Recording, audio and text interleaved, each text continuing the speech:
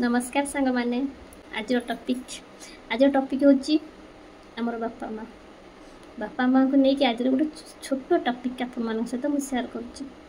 आम जीवन प्रथम लोक बापा माँ, आम जीवन प्रथम गुरु बापा माँ, आम जीवन प्रथम सांग भी बापा माँ। बापा माँ को अभाव से पिला को पचार जार बापा माँ नहांती। बापा माँ को अभाव से पिला को पचार जार बापा माँ थाइकी भी से बहुत दूर था से ही कहींपारे बापा माँ को मूल्य कौन। ठीक मो परी मु बुझी मूल्य कौन कहीं दीर्घ 6-7 वर्ष मु डिस्टेंस मेंटेन कर मो बापा माँ को सह तो ता मूल्य कौन मु बहुत भल भाव बुझी। जिते पाखे थे ना मु भल पाए मो बापा माँ को कि से भल पाइबाटा जो मुझे दूरे गली ना मुझे केते भल पाए से पूरा फील कली कि मुझे भल पाए मुझे बिना बचा केते कष्ट। तो ठीक सेमती जो मान बापा माँ न था डेथ हो जाए से भी बुझीपारे कि से बेलू आ कि न बापा माँ थे संसार गला ना आपण मैंने खोजिले भी पाइबेनी।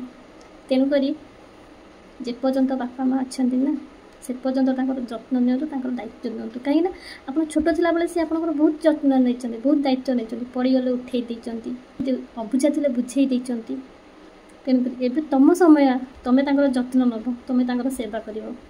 आम तो बापा माँ को ऋण के सुझी पारानी आटलिस्ट खुशी पारे ना। तो तेणुक आपण मैंने के अवहेला करतुनि जीवन में जिते भी व्यस्त था जिते भी कम टेंशन आपण मान था दिन को घंटे 2 घंटा नगला ना आटलिस्ट 5 मिनिट आपण मान बापा माँ सहित कथा हूँ भल मंद पचारतु देह केमती अच्छी पचारतु खाइले कि नहीं पचारतु बहुत खुशी लगे कहीं से तुम मानक धन संपत्ति आशा करती कि तुम पाखे कौन स्वार्थ न थाए से तुमठू टी समय आशा करती टी भल पाइबा आशा करती से दिंतु कहीं जिते आप छोट थे आपण मैंने बहुत किसी मागी बापा मोर यहीटा दरकार बो मत सहीटा आनी दियो बापा मुझे पिंधि बो मुझा खाइबी आपण मैंने जहाँ भी चाहिए आपण मानक से देइचंती।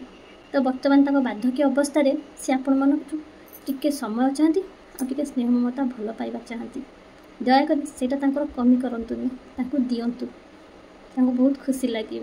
चलतु फ्रेंड्स जो जो मान पाखे मोर भिडियोटी पहुँचुची ना दयाकोरी आपण मैंने मो कथा को निश्चिंत रखिए। रही नमस्कार जय जगन्नाथ।